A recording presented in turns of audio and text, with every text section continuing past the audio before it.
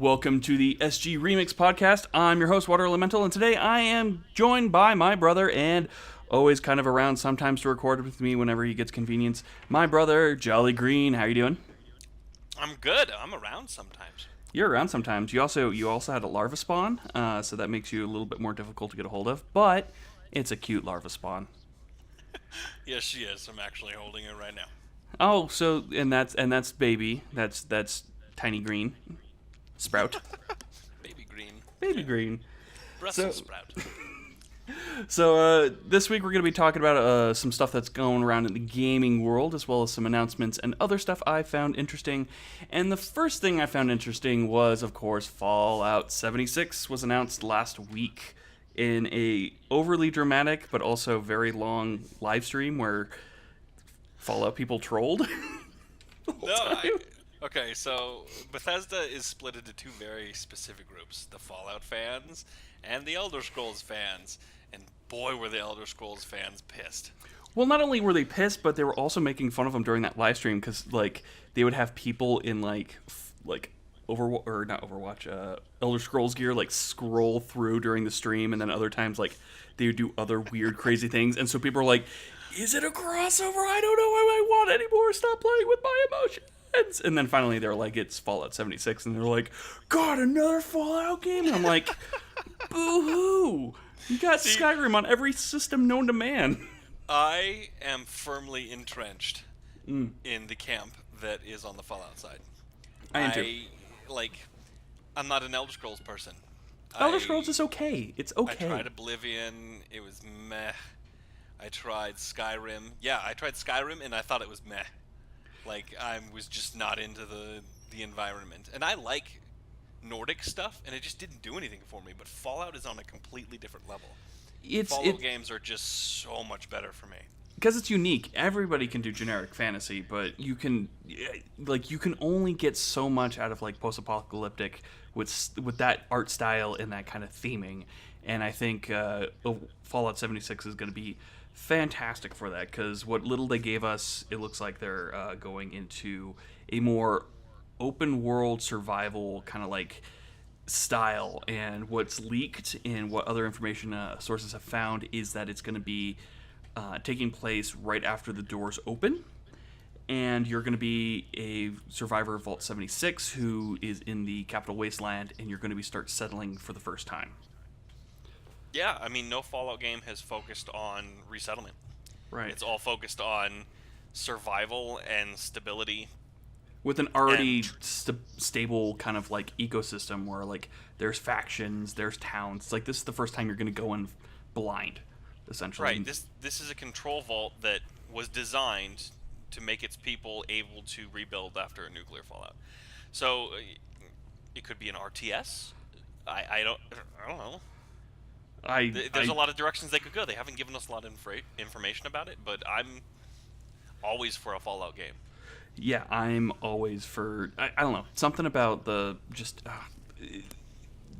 atmosphere of being in the kind of wasteland, and especially since we're kind of going back in time to the early stages of the Capital Wasteland, it's going to be very cool because those vaults in that area a lot of them were seen in Fallout 3. So there's Vault 77, which was referenced. Vault 74 was there. 73 I thought it was and going to be in South Carolina, though. No, West Virginia. West Virginia. Okay, never mind. The song was West Virginia. Yeah. Which is right there in the Capital Wasteland. Yeah, never but mind. Everybody was hoping it'd be somewhere deeper in the mountains. Like Colorado is actually an area that had a bunch of vaults too, so that would have been pretty cool. But yeah. I'm happy with what's going on here. Yeah, I'm definitely. Fallout 3 is an excellent game. Being able to have a sort of prequel to it, I'm all about it. Yeah, after 75 games in the series, I'm really hoping we get something cool. The only thing that could have made that announcement better for me is if they announced Skyrim on cell phones. Honestly.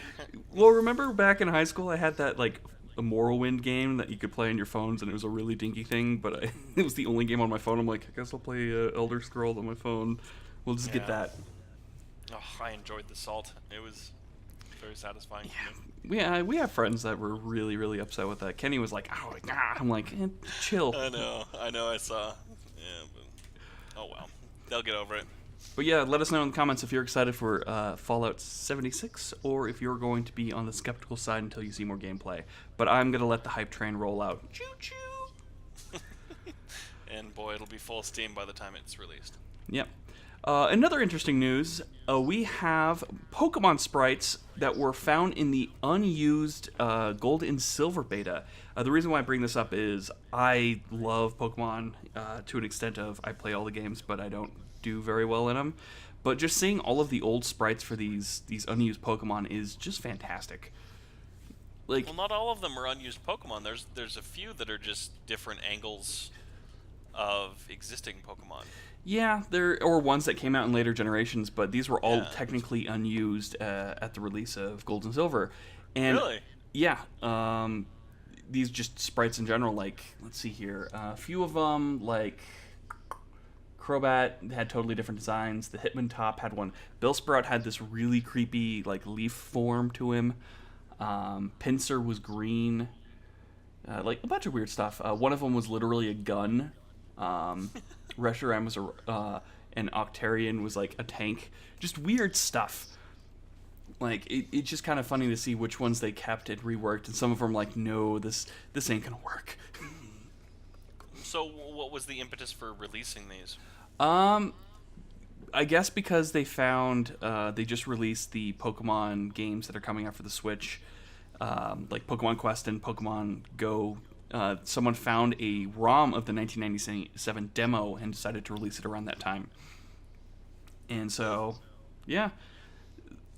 Speaking of, what do you think of the new Switch games? I don't know. The QB one seems to be its own little like kind of universe. I'm not a fan of where they took Let's Go Pikachu and Eevee. I like the idea of it being a more console-based Switch game, but I don't. It's all going to be the base 150. It has Pokemon Go interlocking technology, which I think is kind of meh. And it's like, well, you can play with one hand. I'm like, maybe I don't want to play with one hand. Well, no, you can play that with one hand. You can play Pokemon Go with the other, and they're both mobile consoles, so you can play both at the same time. And oh, guess what? They interact with each other. You know what? I want to look like that tool now. Here I am in the public playing Pokemon. Because Pokemon Go players don't have a bad reputation. Eh. Oh man, that reminds me, they're doing another one of those Pokemon Go fests down in California, or no, in Seattle. The same one that completely failed in Chicago. Oh my god, have you watched some of the footage from that? No, I'm assuming it's very Firefest-esque. It's really bad. The CEO went on stage and got booed, and people are like, we want refunds. The guy goes, what a great day. It looks like we got lucky with the weather, and he's just like trying to deflect and I mean, what are you supposed to do? apologize and not go on stage and be like, we're working on it. And then just, I don't know. I've been to at events, but you don't go up there and start like trying to flaunt like everything's fine and everybody's like, we can't do what we paid for. You go up there and you keep them up to date with what's going on. It's like, we're working on it. And then they didn't do an update for another hour. Should have just never had it in the first place. It was a complete disaster. My favorite part is they had people to represent the three teams, and it was really cringy, but they had one dude that was like, I think it was Mystic. Of course he's a Mystic. He got to represent. Of course, of my guy is the douchiest, and he's like this bro, and everybody else can't play. He's like, oh yeah, I totally found some unknowns, and I did this Peppa thing. He called it like some sort of thing where you throw a berry and catch it in one go, and everybody kept bringing it up, and people were like, dude, stop. If you can, try to find Pokemon Go cringe footage. It's so good. It's like, it's the one thing that came out of it. It's just like, oh, they're trying too hard, and I don't like it. Nah, I can't do that. Come on. Stay away from that. Mm-mm. The cringe. I'll wait for Internet Historian to make a video. Yeah, I've seen a couple people like, yeah, I love Internet Historian. But yeah, other news going on here. Valve recently just announced that they will allow everything on Steam unless it's illegal or straight up trolling. And in this kind of explanation, Steam pretty much put the guidelines of, we're not going to curate our stuff anymore. If you submit a game to Steam, unless it's breaking any local or international laws, or just being submitted to essentially as a joke, it's going to be put on Steam. And this is after several games involving mass murder, like school shootings, like other sensitive topics have made it onto Steam, and people were like, "Why are you allowing this stuff?" They're finally just like letting go, and they're like, we're not gonna do it. We're done." Interesting. Yeah, so I don't like that. Pretty much that there's going to be no control over what's going to be on Steam, and that's going to just open the floodgates for even more like half-assed garbage and really just stuff to poke at people's strings and cause more controversy from people who are just trying to target gaming as, just triggers and causes of every kind of problem that everybody sees in the world. Yeah, I wonder why Steam decided to just completely give up on a way to filter their content. Like, was it just too expensive to moderate everything? So according to this post on Kotaku, from Valve's Eric Johnson, he says, "Everything controversial titles submitted to us, the harsh reality of the space that lies in the root of our dilemma, blah, blah, blah, blah, blah. We decided that the right approach is to allow everything onto the Steam store except for things that we decide are legal or straight up of trolling. Taking this approach allows us to focus less on trying to police what should be on Steam and more about building those tools to give people control over what kinds of content they see." But the thing is, the whole reason Steam is a big deal is because it was a curated marketplace that had quality games, and they just kept pushing like quality stuff out. And then after Greenlight and all the indie stuff, and they were just like opening the gates for whatever people wanted, it's like all I see on my Steam page are the most popular and then just garbage. Like I see like 4 of the same zombie survival cut and paste game that you can download as a tutorial in Unity, and people are selling that as a game. I don't know. I would almost contend that what made Steam great in the first place was it was the first real true hub for PC games. Yeah, definitely.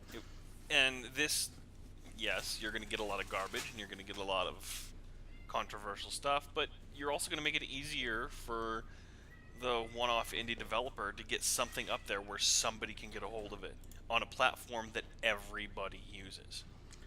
It's the free market at its best.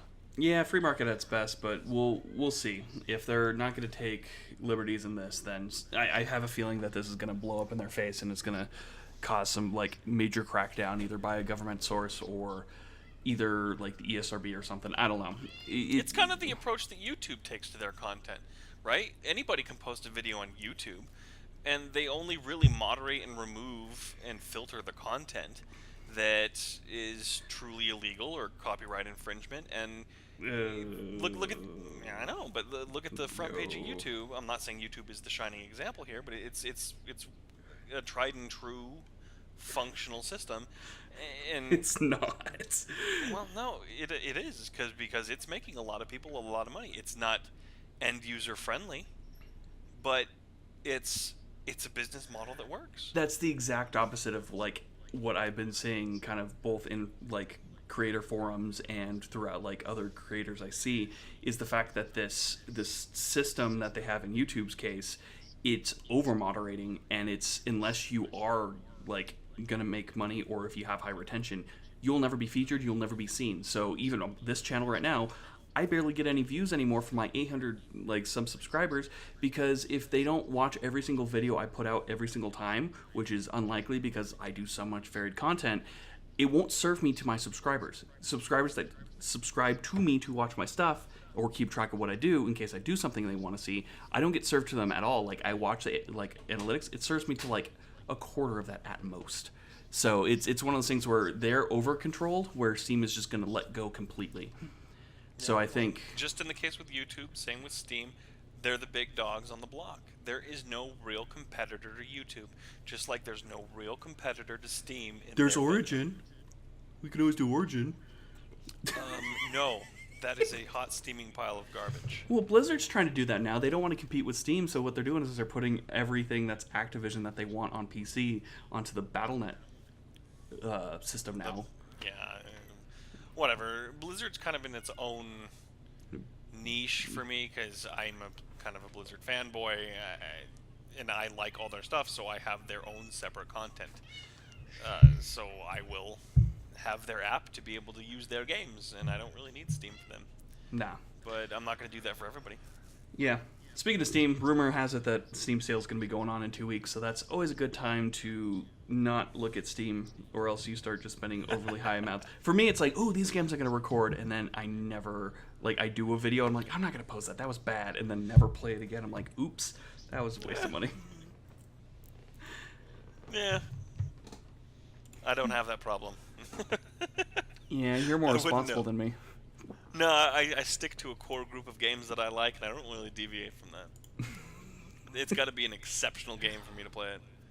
It's got to be the cream of the crop before I lay my gentle hands on it and give it the time and effort I need. And then I'm like, that game seems fun, and I'll just like pick it up for like $5. I only have a certain amount of free time to spend, and if I have to learn how to play your game extensively, I'm probably not going to play it. So Yeah. I stick to the ones I already know and that I've known for a long time, and new games for me are generally archetypes that I've already known for a long time, worlds that I've already known for a long time. Mm. That, again, a callback, that's why I'm okay with Fallout, because I don't have to do extensive research into the lore. I already know what I'm getting. Or It's you just a can have different your way brother of consuming the explain content. Yeah, well, you know, same thing. I have a high extension of World of Warcraft and Fallout lore, so... And that's also why I'm okay with the Pokemon games focusing on the 150 and the low end forms, because I already know those. I grew up with those. I don't have to learn any more stupid names. Yeah, I don't know. Just the new Pokemon games are... There's so much behind the scenes with Pokemon games that drives me nuts with like the EV, IV training and all this other stuff. I'm like, I just play to have fun, and then when I beat the story, it's in the post game, I'm done. And then there's people who are like, I'm gonna make a Pokemon like in pure perfect breed form and shiny, and I'm like, I've never seen a shiny ever. Oh, there's definitely the completionists out there. I'm not one of them. We've completed the first 150 like champs. Oh yeah, but I mean, there's no shinies. There's no worrying about breeds or IVs or Yeah. any of that nonsense with the 150. It's like you collected it. They're all identical. Congratulations. I just hope the next Pokemon game that comes out, that's like mainline in quotes, is less Pokemon Sun and Moon and more X and Y, because I really liked X and Y. But we'll see. Can't speak to it. Didn't play either. Don't care. Didn't read. Whoosh. Pretty much TLDR. In other interesting news, with the announcement of No Man's Sky going into multiplayer, groups are already getting together and planning on creating factions before the multiplayer is even released. And some hardcore players are going to be creating a faction of volunteer cops in this online universe now. And I found that really interesting. I find it interesting that people still play No Man's Sky at all. Okay, so I picked up No Man's Sky for $20 used, and I thought it was a good, fun, relaxing game. There wasn't much to it because when you're all alone in a galaxy, and pretty much it's just looking at the same randomly generated worlds and kind of just creating your own thing. It's like it's hard to make your own fun. It's not like Minecraft where there was over time more milestones that you could work towards. It was just like, all right, I've seen everything, and I'm going to put this down. But having an online world where people can, like, warp in and, like, factions and stuff like that seems a bit more interesting. I would definitely love to kind of, like, look at that from the sidelines, because Eves always interests me in that aspect. But I think Minecraft's kind of an unfair comparison, because Minecraft started off promising nothing. Oh, yeah. It just kind of showed up, and it did what it did really well. It was procedurally generated, too. But it didn't make all these grandiose claims that No Man's Sky did. We No have Man's space Sky words. started out. It started out with all these amazing features that just never happened. Lead designer would not shut was up. like 20% of what they promised, and it Right. ruined it for a lot of people. Which is why it's shocking to me that people still play it at all, because it's the prime example of what's wrong with gaming. Overpromise, underdeliver. It was just awful. It should not have been a AAA game. They should have waited another year to be able to deliver on their promises, or they should have not made promises at all that they couldn't deliver on. To give them at least the benefit of the doubt, they did 3 really large updates for free to make the game more, like, they gave base building, customization, a lot more, like, they actually added a story mode later on, which is Cool. pretty interesting. They should have had that at release. Yeah, they should have had that at release. And I mean, they messed up. The damage was already done. Oh yeah. You can add Hence free why I got it content for all 20 you bucks. want, but it's gonna poison your brand. Yeah. And it did. Yeah, but I'm kind of interested. Like I said, I might pop back into No Man's Sky once this online multiplayer is, and I want to kind of see how people interact in this like new multiplayer setting where you can have these giant dreadnoughts and stuff enter combat, or you can do planetary bombardment and stuff, because that would seem pretty cool. Yeah, hey, a resurgence in this game would be welcome. Why Yeah, not? If they can redeem themselves, it'll be one of the best stories in gaming. yeah. It maybe they got rid of their PR team and they're like, all right, don't say anything until we're ready. Oh, we're gonna have space worms. No, Brad. No, no, no more space worms. Yeah. I don't know. But So, the Magic Pro Tour happened. yeah, the Magic Pro Tour happened. It Pro Tour was Dominaria. Where was it? East Coast somewhere. Virginia, Richmond, something like that. Huh. So it was, yeah. So it was the U.S. It wasn't like Singapore or something. Yeah, no, it like was the last East one. Coast U.S.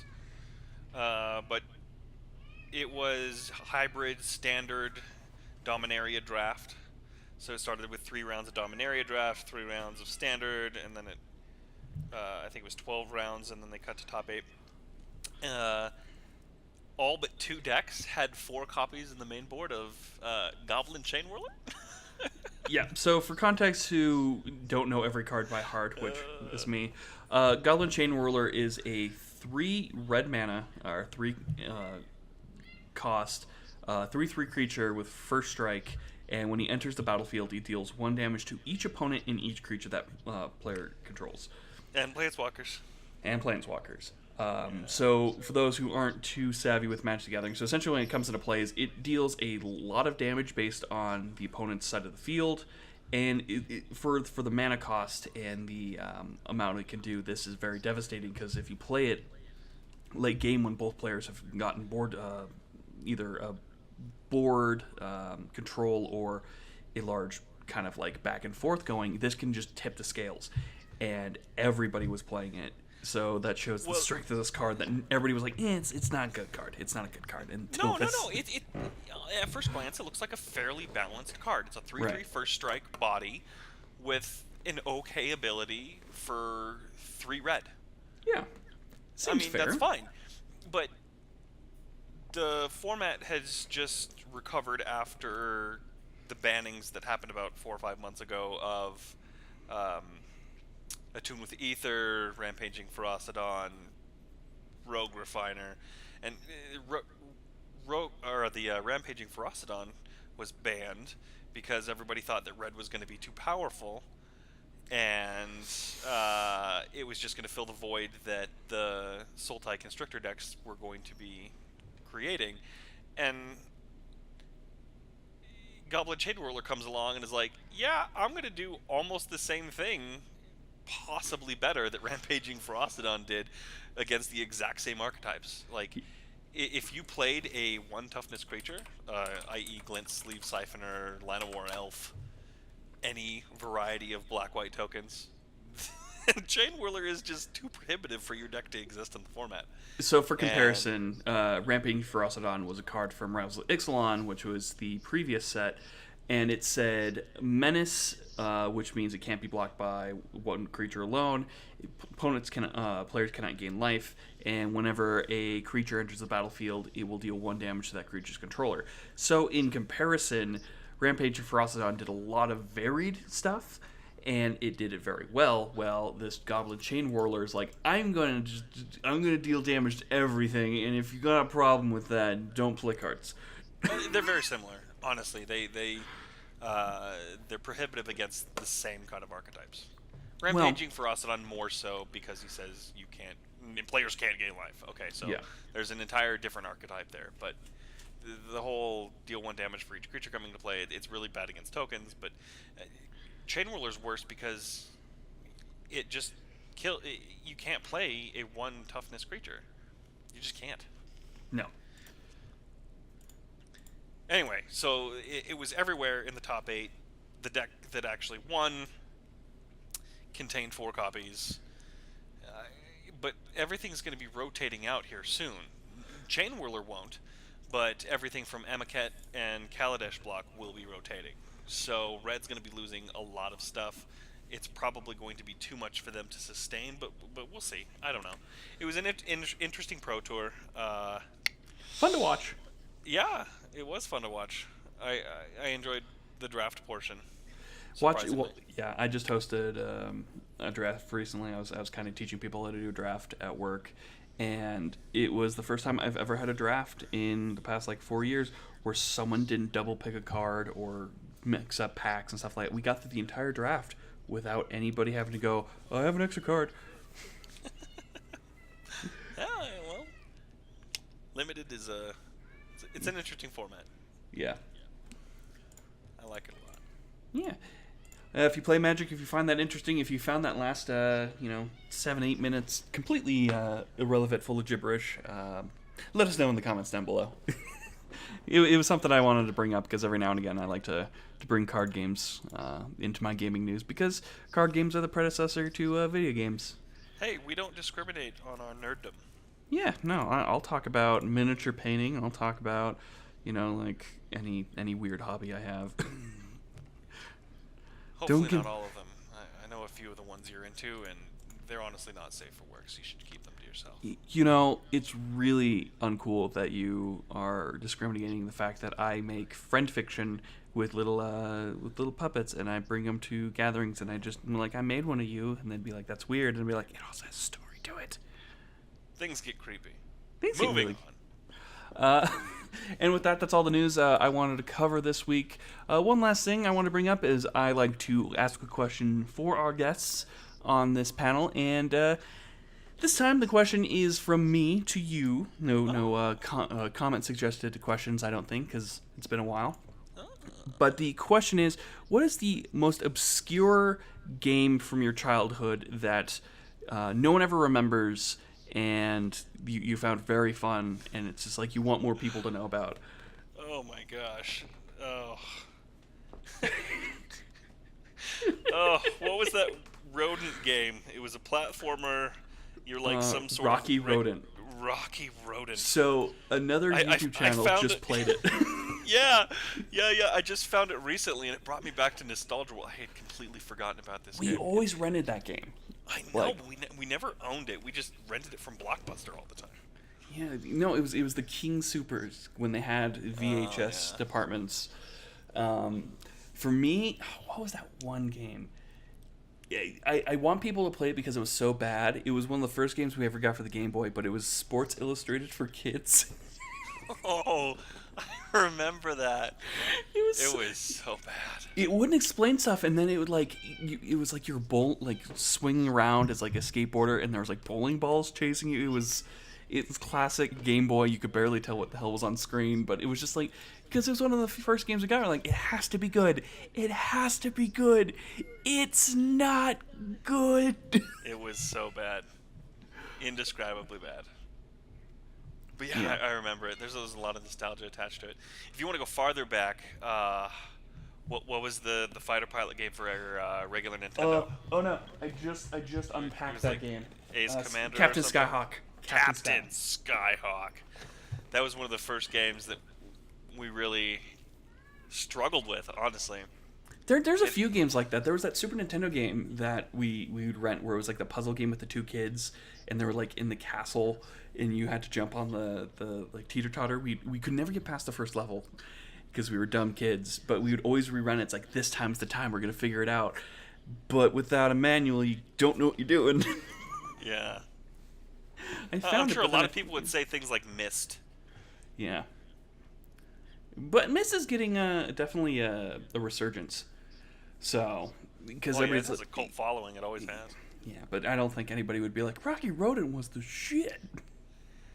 Hey, there hasn't been a game since that has the same auditory visual style. It was amazing. I can't believe it wasn't more popular. It was a great platformer.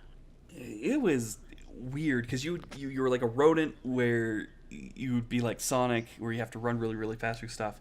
But your special power was you would get different like hairstyles. Yeah. And the hairstyles would like be able to cut through walls. You would be able to use one as a boomerang. It was just crazy. And then like the first level, you're running through the middle of the streets, and then followed by the next level, you're like in a haunted building, fighting a piano. There's been weirder premises. Yeah, there's been weirder premises, but yeah, that's definitely one of the ones I remember. But I'm always just like, Sports Illustrated for kids on Game Boy, and people are like, why? And be like, I don't know. I don't know. I suffered, so you shall too. But yeah, so that's it for this episode of the SG Remix podcast. Thank you very much, Mr. Jellygreen, for joining us. Don't know when these are going to be coming out, just whenever I can get a guest to join me on these. And yeah, this is only a 30-minute podcast, but we're still experimenting with the size of stuff. So if you enjoyed it, please let me know what you enjoyed, what you didn't like. If there are certain topics you want us to cover, please leave them in the comment section below. You can email us suggestions, comments, concerns to spasticgaming@gmail.com, as well as our Patreon, patreon.com/spasticgaming, where we're going to be retooling our stuff with the new format of the podcast, as well as other things.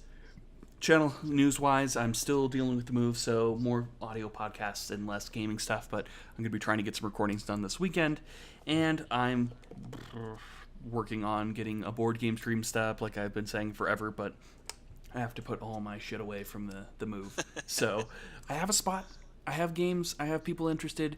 It's just getting it's getting over to that corner with all my recording equipment that's going to be a pain in the ass. I hear you. Well, good luck with the move. Thanks for inviting me. I really appreciate it. Of course.